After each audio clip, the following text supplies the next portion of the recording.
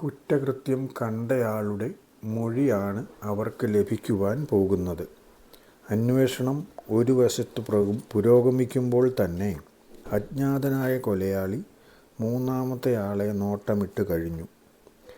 12-ാം ഭാഗത്തിലൂടെ ഇന്ന് നിങ്ങൾ കേൾക്കാൻ പോകുന്നത് ആ ഭാഗമാണ്.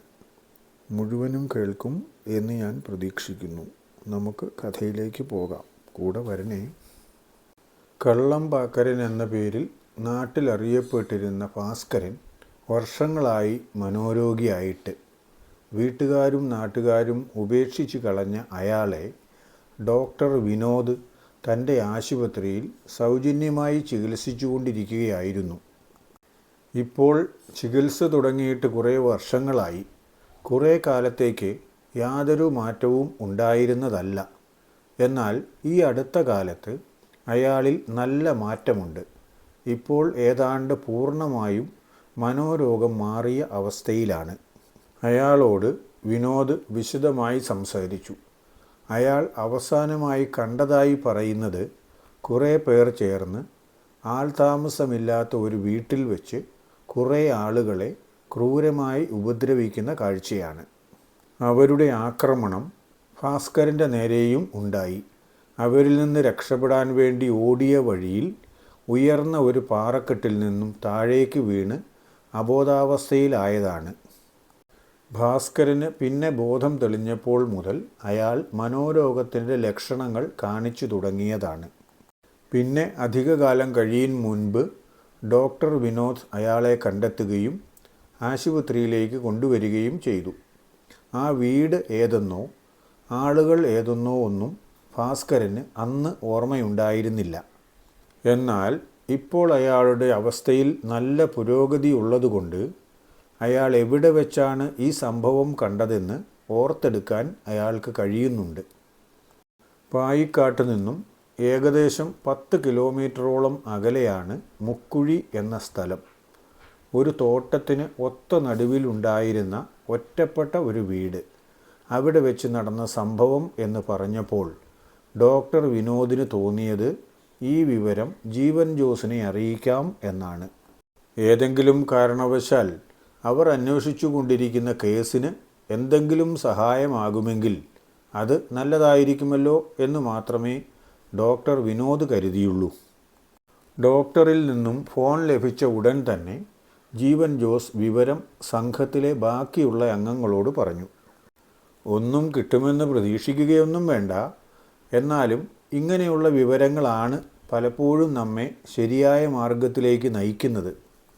അതുകൊണ്ട് നമുക്കെന്തായാലും ഡോക്ടറുടെ അടുത്ത് വരെ പോകാം. ഭാസ്കരനെ കാണുകയും ചെയ്യാം. നിങ്ങൾ എന്തു പറയുന്നു? എല്ലാവരും ആ അഭിപ്രായത്തോട് യോജിച്ചു. ഉടൻ തന്നെ അവർ ആശുപത്രിയിലേക്ക് പുറപ്പെടുകയും ചെയ്തു. ഭാസ്കരനെ ഇപ്പോൾ കണ്ടാൽ എന്തെങ്കിലും ഒരു രോഗമുണ്ടായിരുന്ന ആളാണെന്ന് പോലും തോന്നില്ല. നേരത്തെ തന്നെ ഡോക്ടർ കാര്യം പറഞ്ഞിരുന്നതുകൊണ്ടാണെന്ന് കരുതുന്നു. ജീവൻ ജോസിനെയും സംഘത്തിനെയും കണ്ട ഉടൻ തന്നെ അയാൾ ഭവ്യതയോടെ എഴുന്നേറ്റ് നിന്നു. ഞാനെല്ലാം പറഞ്ഞ് ഏൽപ്പിച്ചിട്ടുണ്ട്. അവന് പറയാനുള്ളത് മുഴുവൻ നിങ്ങളോട് പറയും. നിങ്ങൾക്ക് ചോദിക്കാനുള്ളത് ചോദിക്കുകയും ചെയ്യാം. നിങ്ങളാരെങ്കിലും പറയാതെ ഈ മുറിയിലേക്ക് ഇനി ആരും വരികയില്ല. അത്രയും പറഞ്ഞ് ഡോക്ടർ വിനോദ് പുറത്തേക്ക് പോയി.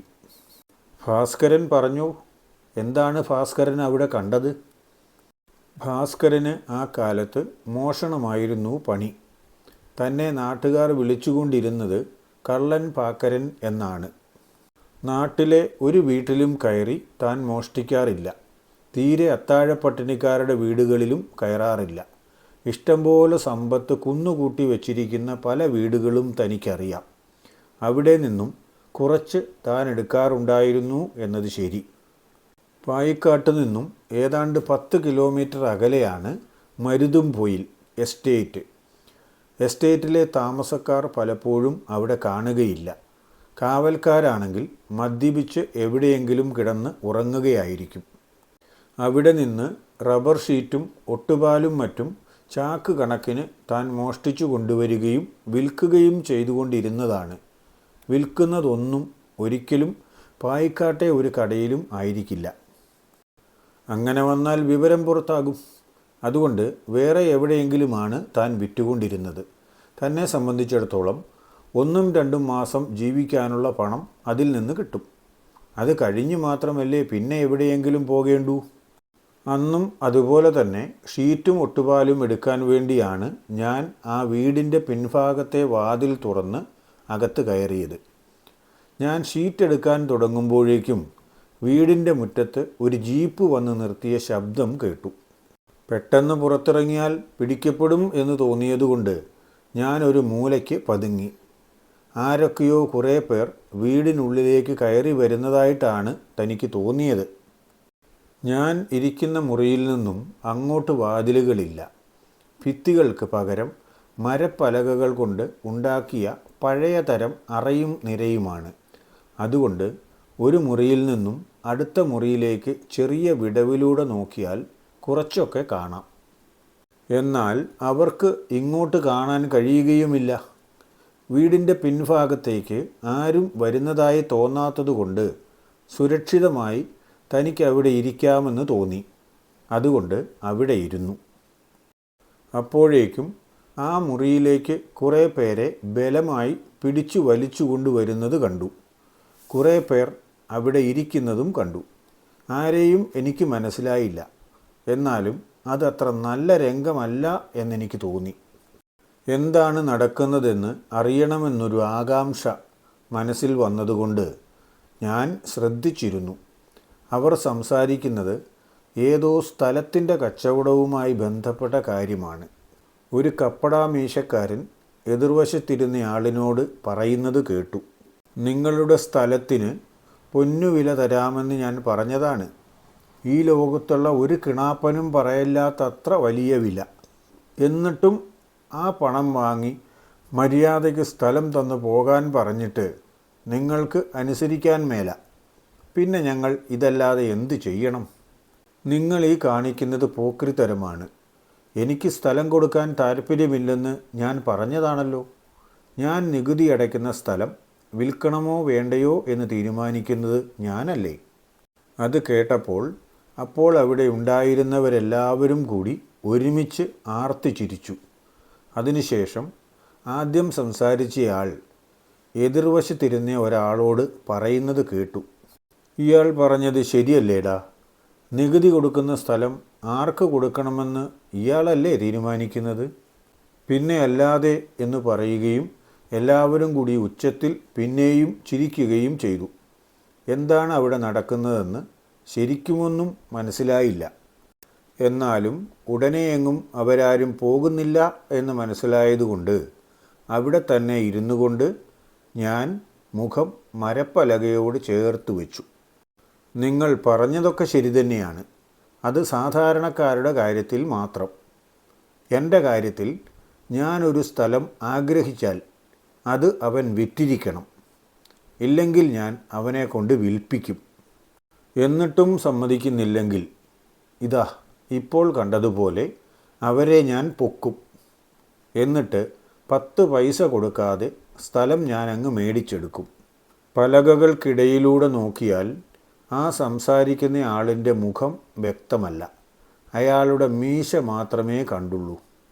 എങ്കിൽ ഇപ്പോൾ അയാളുടെ ചോരക്കണ്ണുകളും കാണാം. ഒരു വശത്തിരിക്കുന്നവരുടെ മുഴുവൻ കൈകൾ കൂട്ടിക്കെട്ടിയിരിക്കുകയാണ്. ഒരാളുടെ മാത്രം വായിൽ തുണി തിരുകിയിട്ടില്ല. ബാക്കി എല്ലാവരുടെയും വായിൽ തുണി തിരുകി വച്ചിരിക്കുകയാണ്. തട്ടിക്കൊണ്ടു വന്നതാണെന്ന് തീർച്ച.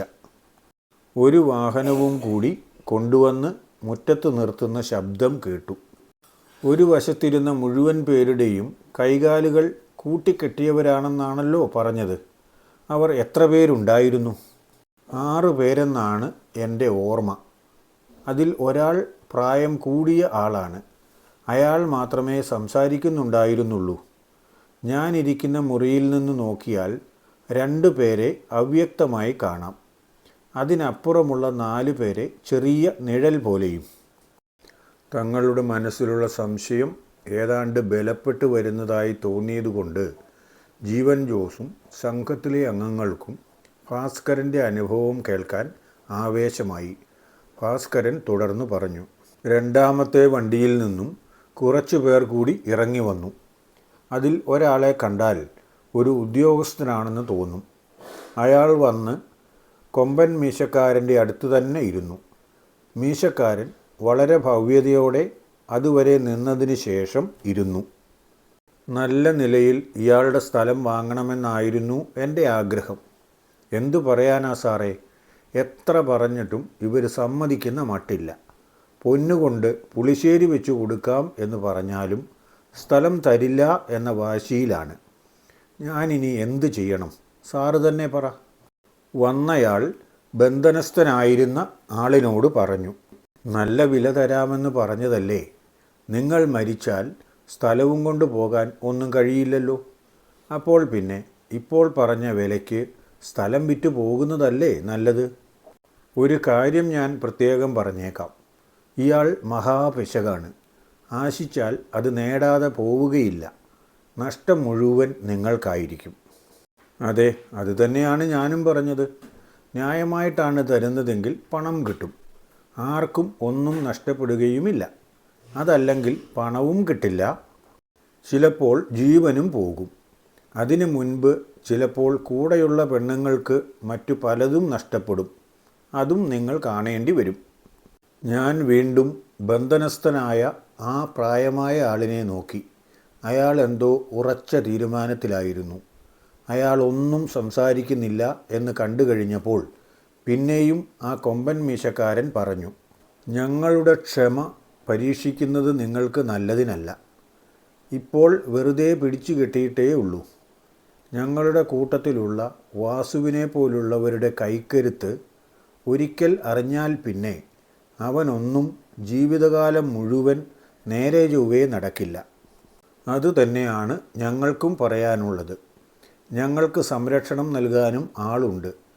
നിങ്ങൾ പണത്തിൻ്റെ അഹങ്കാരത്തിൽ എന്തും സാധിക്കുമെന്ന് വിചാരിച്ചാൽ ഞങ്ങളെ സംരക്ഷിക്കാനുള്ളവൻ ഉടൻ തന്നെ ഇവിടെ എത്തും.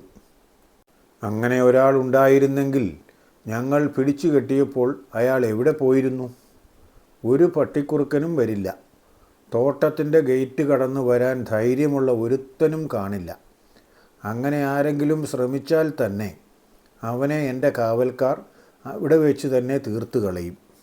ഇത് ഇയാൾക്ക് തനിയെ പറയാൻ കഴിയില്ല. ഒരു കാര്യം ചെയ്യാം, നമുക്ക് കുറച്ച് സമയം അപ്പുറത്തേക്ക് മാറിയിരിക്കാം. ഇവർ ഒന്ന് ആലോചിക്കട്ടെ. ആർക്കും കുഴപ്പമൊന്നുമില്ലാതെ നടക്കുകയാണെങ്കിൽ അതല്ലേ നല്ലത്. നമുക്ക് കാര്യങ്ങൾ നടന്നു കിട്ടണം എന്നല്ലേ ഉള്ളൂ. അവർ ഓരോരുത്തരായി എഴുന്നേറ്റ് അടുത്ത മുറിയിലേക്ക് പോയി. സ്ഥലം കൊടുക്കാമെന്ന് പറഞ്ഞാലും അവർക്ക് രക്ഷ കാണുമോ? മനുഷ്യത്വമില്ലാത്തവരാണ്. വാക്കുപാലിക്കുമോ? ഇനി എന്ത് സംഭവിക്കും എന്നത് അടുത്ത ഭാഗത്തിൽ. വായിക്കുകയും കേൾക്കുകയും ഒക്കെ ചെയ്യുമ്പോൾ തോന്നുന്ന അഭിപ്രായങ്ങളും കാണുന്ന കുറവുകളും കമൻറ്റ് ബോക്സിലൊന്ന് കുറിച്ചേക്കണേ.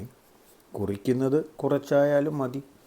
കൂട്ടുകാർക്കും വീട്ടുകാർക്കുമൊക്കെ ഷെയർ ചെയ്തു കൊടുക്കാനുള്ള നല്ല മനസ്സ് നിങ്ങൾക്കുണ്ടാകും എന്ന് ഞാൻ വിശ്വസിക്കുന്നു. ഒന്ന് ലൈക്ക് ചെയ്ത് വിട്ടാൽ തന്നെ വലിയ ഉപകാരം. നാളെ അടുത്ത ഭാഗവുമായി വരുന്നത് വരെ എല്ലാവർക്കും നന്മ നേരുന്നു. നല്ല ഒരു ദിവസവും. ഓക്കേ.